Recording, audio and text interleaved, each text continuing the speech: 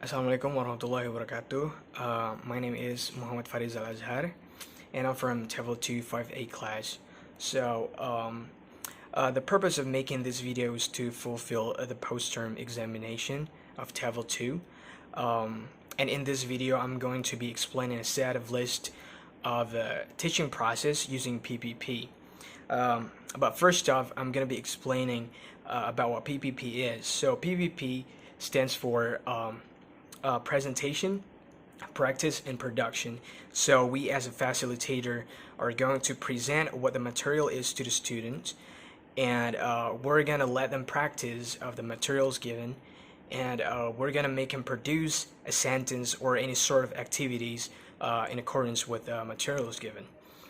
The PPP involves 5 steps in total, which are deleting all the context, and the second one is the elicitation. So elicitation is pretty much a way or a means to know the extent to which students understand a thing, understand a material.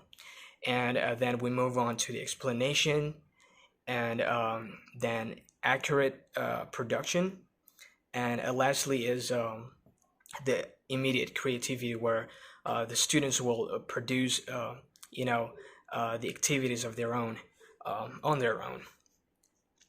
So as for my plan, as for the materials, the topic that I chose here is present perfect tense. It's a senior high school materials, and the leading or the context for the topic is all about the outside worlds, and I'm using situation a technique here, so that I'm gonna bring up a character to be said as an example to conduct or to carry out the teaching process. And for the other steps, will be explained a little bit later alongside the stages. So in the plan of mine, there are 8 stages in total, and I'm going to explain it after this. So let's start by going over the stages here. I will explain all the stages, and the process or the techniques that are involved in them. But first off, let's go over the stage 1. Stage 1 says, showing a picture of a teacher named Morty to my high school students and tell them that his name is Morty. And then I ask them what he does before telling them what he really does. So the stage 1 is one of the process of elicitation. I'm trying to ask the students what they know about Morty by showing the picture of him. Yeah. But in this stage, I'm not yet trying to elicit information from the students about the present perfect tense, as it only results in the simple present sentence. But that's the way to start the material, as they will get to know a little bit deeper about the character, and it also helps the students to, like I said before, to know the character and who Morty actually is. And then as for the stage 2, I put aside Morty picture and ask the students about how many days in a week, how many weeks in a month, and how many months in a year. So I put aside Morty picture and bring up another process of elicitation here that is related to time, because present perfect tense is related to time, because one of the uses or the purposes of using present perfect tense is to relay a message about how long we have done some things, how long we have been doing things. For example, I've been a teacher for 5 years, something like that. Yeah, and by asking the students this, it will help a lot.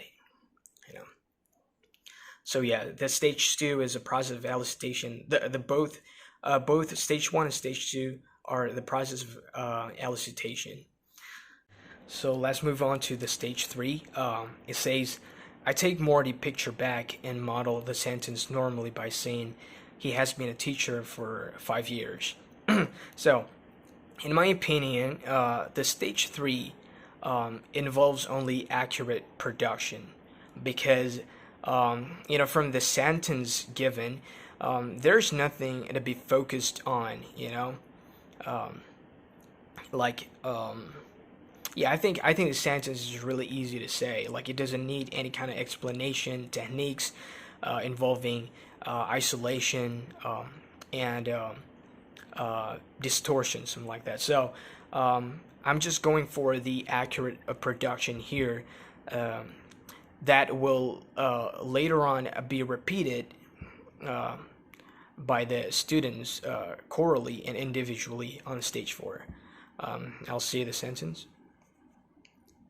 I asked the students to repeat the sentence chorally and individually. So, like I said before, like I'm going for the accurate production only. So there's no explanation needed on both stage three and stage four.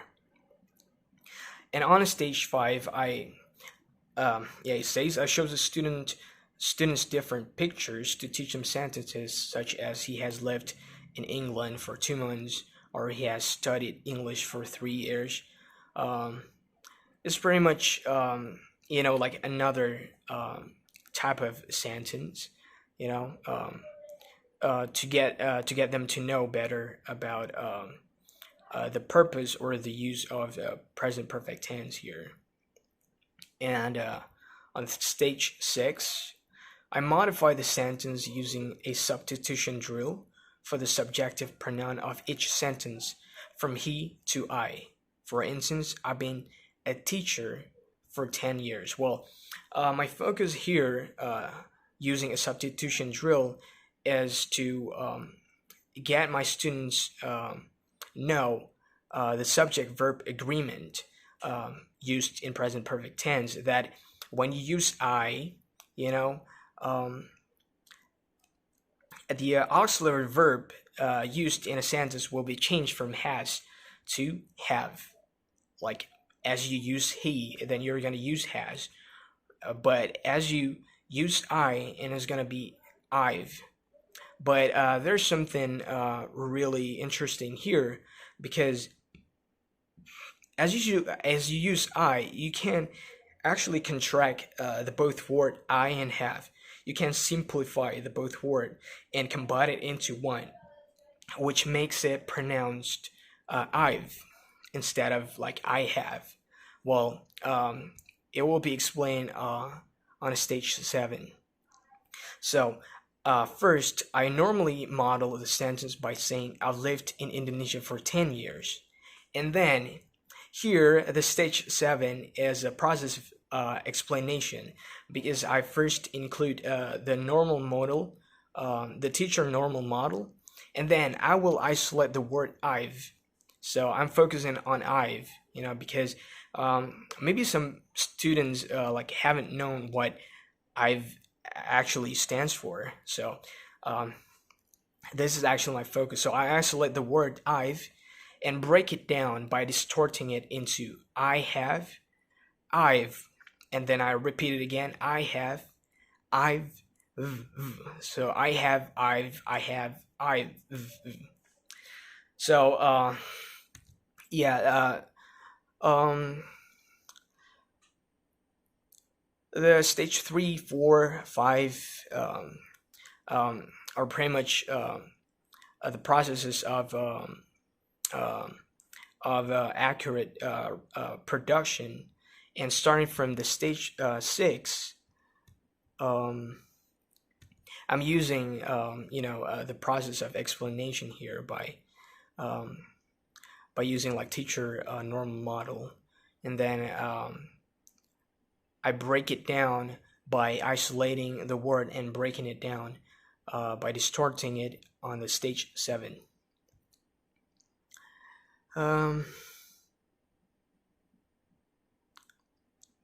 So the stage eight is again the process of accurate production here. So I ask the students corally and individually repeating the sentence I make about myself. So I literally change those sentences talking about Morty um, into my own.